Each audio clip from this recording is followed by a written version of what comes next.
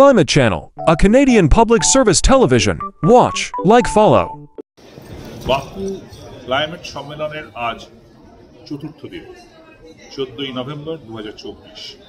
COP29 high level যে বৈঠক, সে বৈঠক হয়ে গেছে।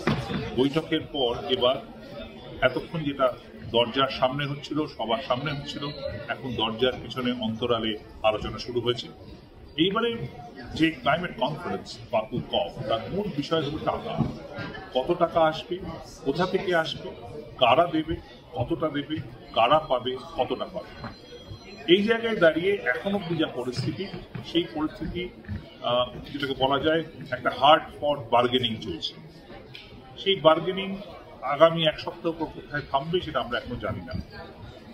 আমি যেটা কাল বলেছিলাম যে এনসিকিউজি নিউ কালেকটিভ কোয়ান্টিফায়াবল যে গোল অফ ফাইন্যান্স, সেটা নিয়ে একটি প্রাথমিক খসড়া গতকাল পাবলিশ হয়েছে। এখন অব্দি সেই খসড়াই রয়েছে, যেখানে অনেক ধরনের ভ্যালু, অনেক ওপিনিয়ন রয়েছে। কিন্তু আজ আমি যেটা আপনাদের বলবো, আজকে একটি নতুন রিপোর্ট বেরিয়েছে। আজ সকালবেলায় সকাল 8:30 বাকু টাইমে সাইমন স্টিল, যিনি সেক্রেটারি জেনারেল UNFCCC, তিনি এই রিপোর্টটা পাবলিশ করেছেন। এই রিপোর্টটা করেছে একটি ইন্ডিপেন্ডেন্ট গ্রুপ, কিন্তু যে গ্রুপকে ইউএন সাপোর্ট করে। প্রায় COP26 থেকে আরম্ভ করে একের পর এক রিপোর্ট, 3টে রিপোর্ট তারা করলেন যে প্যারিস এগ্রিমেন্ট এবং পরবর্তীকালে যে এগ্রিমেন্টগুলো হয়েছে, সেই এগ্রিমেন্ট অনুযায়ী কত টাকা পাবলিক এবং প্রাইভেট ফিন্যান্সে আসা উচিত এবং কিভাবে আসতে পারে, তার পদ্ধতি নিয়ে বা কি। এবং সবচেয়ে এটা গুরুত্বপূর্ণ বিষয় যে এই যে একটা এক্সপার্ট কমিটি রয়েছে, সেই এক্সপার্ট কমিটির একেবারে মাথায় রয়েছেন যারা কোচিয়ার, তার মধ্যে একজন হচ্ছে Nicholas Stern, Lord Nicholas Stern. যে নিকোলাস স্টার্নের 2006 সালের যে রিভিউ ক্লাইমেট ফাইন্যান্স নিয়ে, সেই ক্লাইমেট ফাইন্যান্সের রিভিউ পরেই কিন্তু সারা পৃথিবী নড়ে চড়ে বসেছিল এবং ক্লাইমেট ফাইন্যান্স নিয়ে কথা বলতে শুরু করেছিল। তাহলে এই ব্যাপারে যে নিকোলাস স্টার্ন অধিকৃত, এটা মানতেই হবে। সেই নিকোলাস স্টার্নের নেতৃত্বে একটা বড় প্রায় 20-25 জনের এক্সপার্ট কমিটি, যেখানে ভারতবর্ষেরও বেশ কিছু এক্সপার্ট রয়েছেন। আমাদের well known economist Montek Singh Ahluwalia রয়েছেন, আর অনেকেই রয়েছেন। তারা কি বলছেন আমরা দেখি। তারা যেটা বলছেন সেটা খুব ইন্টারেস্টিং। তারা বলছেন যে 2030 থেকে অন্তত $1 ট্রিলিয়ন লাগবে এই ক্লাইমেট ফাইন্যান্সের জন্য। ইন্টারেস্টিংলি এই ফিগারটা ভারতবর্ষের যে ডিমান্ড করা ফিগার $1 ট্রিলিয়ন, তার সঙ্গে একেবারে মিলে যাচ্ছে। কিন্তু তার মানে এই নয় যে ভারতের পজিশনের সঙ্গে এই পার্টিকুলার রিপোর্ট একদম একরকম, বরং অনেক তফাৎ আছে। শুধু ভারত নয়, আমি বলবো যে ডেভেলপিং কান্ট্রি, সিভিল সোসাইটি, তাদের মতের সঙ্গে তফাৎ আছে। কোথায় তফাৎ? প্রথম তফাৎ হলো, এই রিপোর্ট বলছে যে এই $1 ট্রিলিয়ন অর্ধেক, অর্থাৎ প্রায় 50% আসতে পারে cross border public finance, private finance থেকে, অর্থাৎ বিভিন্ন সংস্থা, তার পার্সোনাল, তার যে বিভিন্ন কাজ, সেখান থেকে। যেটা কিন্তু এই পজিশনটা ডেভেলপিং কান্ট্রিজ নয়। তারা বলছে মোস্ট ফিন্যান্স আসা উচিত পাবলিক ফিন্যান্স, অর্থাৎ কিনা সরকারি জায়গা থেকে। এটা হচ্ছে 1 নম্বর জায়গা।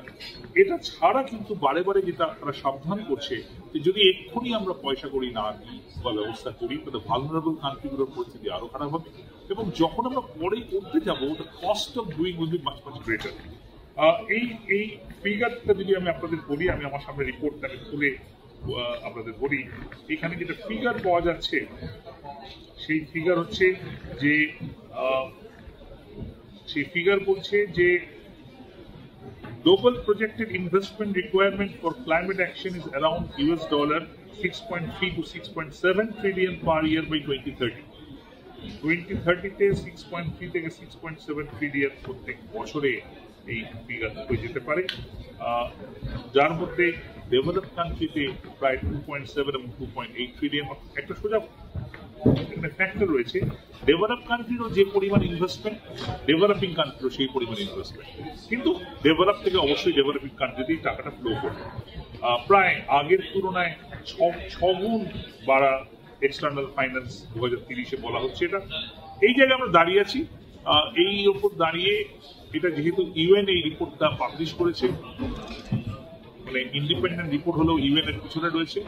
Quite clearly, UN is putting up a pressure on developed countries to come on board. At the same time, UN is also proposing যে প্রাইভেট ফিন্যান্স বাড়ে।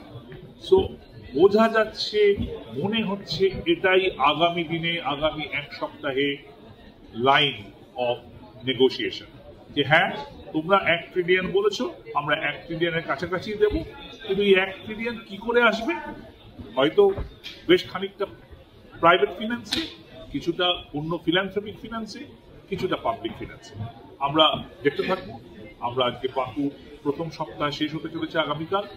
আশা করা যায় সোমবার থেকে যখন আবার হাই লেভেল আলোচনা দরজার সামনে এবং পিছনে শুরু হবে, তখন হয়তো একটা কোনো স্পেসিফিক জায়গায় পৌঁছবো। আমার যেটা মনে হচ্ছে আমার অভিজ্ঞতা থেকে, যে 1 ট্রিলিয়ন না হলেও তার কাছাকাছি কোনো একটা ফিগার আমরা ফিক্স করতে চলেছি হয়তো বা, কিন্তু তার প্যাটার্নটা নিয়ে যথেষ্ট আলোচনার অবকাশ আছে। জয়ন্ত বসু, ক্লাইমেট কনফারেন্স থেকে, climate TV. Climate change impacts are rising. It suffers you in many ways. It creates heat wave, wildfires, floods, storms, drought. We have to work to reduce climate disruption. Climate Channel is making awareness on it. They will cover in Climate Change Conference.